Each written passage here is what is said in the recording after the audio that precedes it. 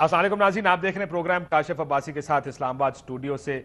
आज बाबर अवान साहब ने मीडिया से गुफ्तगू की और एक नया मामला जिसके ऊपर पिछले कुछ दिनों से हल्के से हिंट्स तो कराए जा रहे थे, लेकिन उन्होंने कहा कि कर्जों की लिस्टें, वो लोग जिन्होंने कर्जे लिए हैं उनकी लिस्टें असेंबली में मौजूद हैं। कुछ सवालात का उन्होंने जिक्र किया। बरजीस ताहिर साहब ने 1994 में उन्होंने कहा सवाल पूछा, उसकी लिस्ट दस्तयाब है कौमी असेंबली में। आफ्ताब जिलानी साहब जिस वक्त वजीर खेल है, उनकी लिस्ट 2003 का जो सवाल था उनका कौमी असेंबली का, उसकी लिस्ट मौजूद है। नवीद कमर साहब का सवाल है 2007 का, उसकी लिस्ट मौजूद है। अगर आप इन लिस्टों को देखें, जिन लोगों ने कर्जे माफ कराए हैं, अपने खरबों रुपए के कर्जे इस मुल्क के सियासतदानों ने, ब्यूरोक्रेट्स ने, बिजनेसमैन ने लेकर माफ कराए हैं। अगर आप इस तमाम लॉस को देखें, जो कि लॉस ज़ाहिर है पाकिस्तान का ही हुआ, इसमें मुख्तलिफ बैंकों से कर्जे लिए गए, सियासी असर रसूख के जरिए इस्तेमाल करते हुए इनको माफ कराया गया। सिर्फ मुशर्रफ साहब के दौर में 53 अरब रुपए के करीब कर्जे सिर्फ माफ किए गए। उसके अलावा जब नायब के केसेस थे बैंक डिफॉल्टर्स के खिलाफ, उसमें भी केस सेटलमेंट हुई, प्ली बार्गेन जिसको कहा जाता है कि कर्जा अगर 1 करोड़ का था तो 10 लाख रुपए लेकर छोड़ दिया गया। अभी एक केस मेरे सामने, अभी बहुत रिसेंटली हमने बहुत सुना उसके बारे में। फौजिया गिलानी साहिबा जो वज़ीर आज़म यूसुफ रज़ा गिलानी साहब की वाइफ भी हैं, उनका 57 मिलियन यानी 57 करोड़ का कर्जा था, जिसे सिर्फ 4.5 करोड़ रुपए लेकर सेटलमेंट कर ली गई है। इस तरह के मामलात हमारी मईशत को कितना नुकसान पहुंचाते हैं। हमारे सियासतदान जिनको रोल मॉडल होना चाहिए, अगर इस तरह के कर्जे लेकर वो इतनी आराम से भागते रहेंगे तो फिर इस मुल्क का क्या बनेगा, मुल्क जाएगा कहाँ पर। इस पर बात करेंगे अपने आज के प्रोग्राम में कि करप्शन एक तो होती है फाइनेंशियल करप्शन, किकबैक्स लेना, पैसे लेकर जेब में डालना। दूसरा ये करप्शन है। एक अखबार की हेडलाइन मेरे सामने मौजूद है जिससे मैं अपने प्रोग्राम का आगाज़ करना चाहूँगा, जिसको कहता है कि why rob, let's take a loan. डाका डालने की क्या ज़रूरत है, बैंक से लोन ले लेते हैं। इस जितने पैसे बना सकते हैं इस तरह शायद दूसरे तरीकों से नहीं बना सकते। मेरे साथ मेहमान मौजूद हैं नबील कबूल साहब, minister of state ports and shipping, Pakistan Peoples Party से इनका ताल्लुक है। उनके साथ स्टूडियो, ये कराची से हमें ज्वाइन करेंगे। मेरे स्टूडियो में है एहसन इकबाल साहब, तर्जुमान है पाकिस्तान मुस्लिम लीग नमाज के। ब्रिगेडियर फारूक हमीद खान साहब, साबिक सरबराह नैब पंजाब के, हमारे साथ लाहौर से मौजूद हैं।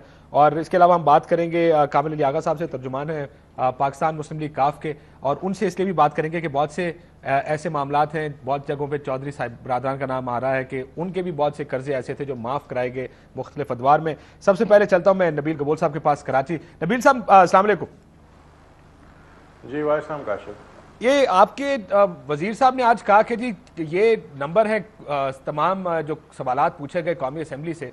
मुझे ये बताइए कि इसकी लिस्ट क्यों नहीं आप आउट कर देते, लोगों को पब्लिक डोमेन में लेकर आए लिस्ट, जिन लोगों ने कर्जे माफ कराए, जिन सियासतदानों ने।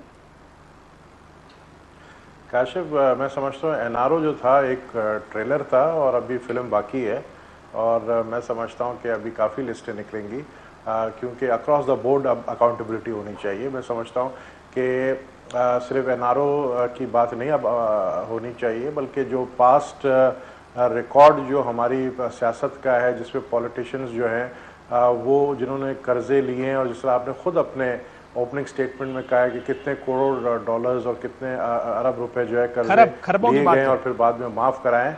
जी, तो मैं समझता हूं कि उनकी अकाउंटेबिलिटी होनी चाहिए। अब वो लिस्ट जो है वो बन रही है, वो लिस्ट अभी तक जो है उसको बिल्कुल कंप्लीट नहीं किया गया है। वो लिस्ट अब एनआरओ के बाद अब वो लिस्ट पर काम हो रहा है। तो हम समझते हैं कि जब अगर पाकिस्तान के सिस्टम को, करप्शन को टोटली ग्रास रूट लेवल से ख़त्म करना है, तो अक्रॉस द बोर्ड अब अकाउंटेबिलिटी शुरू होनी चाहिए।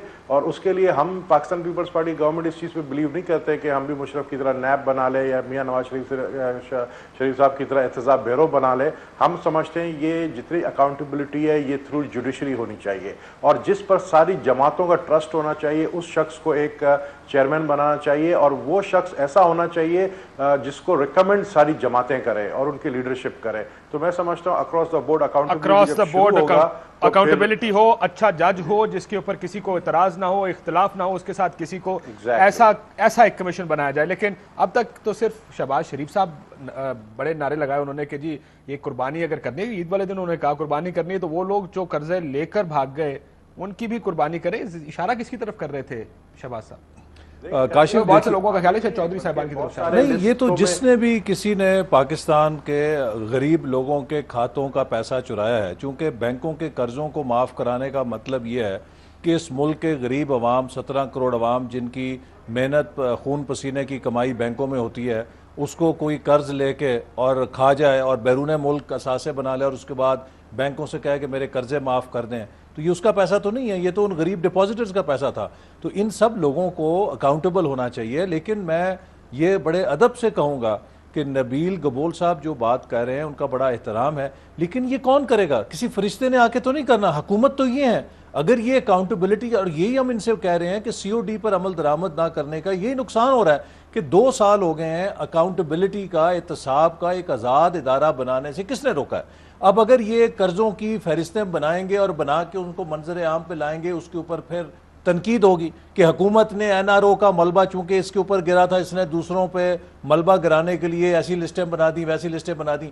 کیوں نہیں آپ ایک آزاد ادارہ بناتے ہیں؟ اگر لسٹیں ٹھیک ہوگی کسی کو اعتراض کیوں ہوگا؟ نہیں، لیکن اس کی کون نگرانی کرے گا؟ ہم یہ کہتے ہیں کہ آپ ایک ایسا ادارہ بنا دیجئے کہ جو کریڈیبل ہو، اس ادارے کو یہ کام دیں کہ وہ نگرانی کرے کہ جتنے قرض لینے والے جنہوں نے قرضے معاف کرائے ہیں ان کو عدالت میں قانون کے سامنے کھڑا کرے اور ان سے ریکوری کرے کہ پاکستان کی لوٹی ہوئی دولت واپس آ سکے. لیکن جس میں جرنیل بھی شامل ہوں، جس میں عدلیہ بھی شامل ہوں، لیکن یہ کام کرنے کے لیے آپ کو ایک ایسا ادارہ بنانا پڑے گا کہ جو کریڈیبل ہو، جو شفاف انداز میں اس کام کو کرے. یہ نہ ہو کہ حکومت کو اوپر یہ الزام آئے کہ چونکہ حکومت کا جو ہے منہ کالا ہو گیا تھا این آر او کے ساتھ، اس نے انتقامی طور پہ فلانے کا نام ڈال دیا، فلانے کا نام ڈال دیا، ہم تو اس میں ہم نے قرضہ معاف نہیں کرا. اس قسم کے تنازعات پیدا ہو جائیں گے. اس لیے ہم انہیں بار بار کہتے ہیں کہ کمیشن بنائیں، ایک آزاد کمیشن بنائیں جو شفاف انداز میں کسی کے دائرۂ اثر میں نہ ہو. جس طرح آڈیٹر جنرل کے ادارے کو اٹانومی حاصل ہے، اس کمیشن کو بھی اٹانومی حاصل ہو، اور پھر اسے کہیں کہ وہ دیکھے جس نے اس ملک کا پیسہ کھایا اس کو قانون کے سامنے. ایک منٹ کے لیے میں صرف کاشف میں صرف اتنا کہوں گا کہ احسن صاحب نے بات بالکل صحیح کی. میں سمجھتا ہوں کہ ایک اب ایسا بھی قانون بننا چاہیے، اور وہ بننے جا رہا ہے. ہم نے ریکمنڈ کیا پرائم منسٹر صاحب کو، ایسا قانون بننا چاہیے کہ جنہوں نے، جس طرح انہوں نے کہا کہ این آر او کا منہ کالا جو ہے وہ سامنے آیا ہے، تو جن لوگوں نے احتجاج بیرو کے ذریعے یہ کیسز جھوٹے بنائے ہیں سیاسی بنیادی، ان کا بھی منہ کالا ہونا چاہیے، وہ بھی عوام کے سامنے آنے چاہیے، اور ان کی بھی جو ہے میں سمجھتا ہوں اکاؤنٹیبلٹی ہونی چاہیے. تو میں یہ کہنا چاہ رہا ہوں کہ اگر ہم سب اس سسٹم کو صحیح کرنا چاہتے ہیں تو ہم یہ کیوں کہہ رہے ہیں کہ این آر او کا لسٹ اناؤنس ہو گیا ہے تو یہ لسٹ نہ نکالیں؟ یہ کس کو بچانا چاہ رہے ہیں؟ ہم تو کہتے ہیں کہ جب اکاؤنٹیبلٹی شروع کریں اوپر سے لے کر نیچے تک. ایک مختار کار وہ کیوں نہیں پوچھا جاتا ہے کراچی کا جو پجیرو گاڑی میں گھومتا ہے؟ پولیس والے جو ہے تھانے ایس ایچ اوز باقاعدہ خریدتے ہیں یہاں پر، تو ان کا کوئی اکاؤنٹیبلٹی نہیں ہو رہا ہے. صرف اکاؤنٹیبلٹی جو ہے اوپر نہیں ہونا چاہیے، اوپر سے نیچے گراس روٹ لیول تک جانا چاہیے. گراس روٹ تک جانا چاہیے. میں بریگیڈیئر فاروق صاحب کو بیچ میں لانا چاہتا ہوں، لاہور میں ہمارے ساتھ موجود ہے. نیب کے سربراہ تھے پنجاب میں، بہت سی انہوں نے ریکوریاں کی. جب نیب شروع میں آئی تھی تو اربوں روپے کی انہوں نے ریکوریز کی. بریگیڈیئر صاحب آپ کی کیا ٹیک ہے؟ یہ جو نیب قرضے معاف کرانے والوں کی لسٹ سامنے آنے کی بات ہو رہی ہے، کتنے قرضے ہوں گے لوگوں کے پاس جو لوگوں نے لے کر پیسے بھاگ گئے؟ ظاہر ہے پیسے لے کر بھاگے ہی ہیں جنہوں نے ڈیفالٹ کیا یا قرضے معاف کرائے سیاسی اثر و رسوخ استعمال کر کے. بسم اللہ الرحمن الرحیم. کاشف بھائی میں تھوڑا آپ کو پہلے بیک گراؤنڈ بتا دوں. کہا کہ نیب نے شروع میں 2-3 سال میں تقریباً 116 ارب کے قرضے جو ہے وہ ریکور کیے ولفل لون ڈیفالٹر سے، اور اس کے علاوہ تقریباً 60 ارب کے قرضے جو ہیں وہ ری شیڈول کروائے گئے. لیکن ہوا یہ کہ اس کے بعد کاف لیگ کی گورنمنٹ میں اور کچھ ایسی پالیسی آؤٹ کی گئی اور اسٹیٹ بینک کی بھی کوئی ایسی پالیسی آئی جس میں یہ کہا گیا کہ جی جب تک گورنر اسٹیٹ بینک نیب کو ریفرنس نہیں بھیجیں گے اس وقت تک نیب جو ہے وہ کوئی کیس لون ڈیفالٹ کا ٹیک اوور نہیں کر سکتا. اس کا نتیجہ یہ ہوا کہ پچھلے 3-4 سال میں نیب میں ریفرنسز آنے بند ہو گئے، اور آپ یہ دیکھیں کہ اب یہ کہا جا رہا ہے کہ پچھلے 5 سال میں تقریباً 50 ارب سے زائد کے قرضے جو ہیں وہ لوگوں نے معاف کروائے ہیں. 53.4 ارب روپے کے قرضے معاف ہوئے. جی ہاں، تقریباً مور دین 50 بلین جو ہے وہ قرضے معاف کیے گئے. لیکن میں آپ کو یہ بتانا چاہ رہا ہوں کہ یہ جو قرضے معاف کیے گئے اس میں جو قانون ہے وہ بھی آلریڈی نیب کے قانون میں موجود ہے.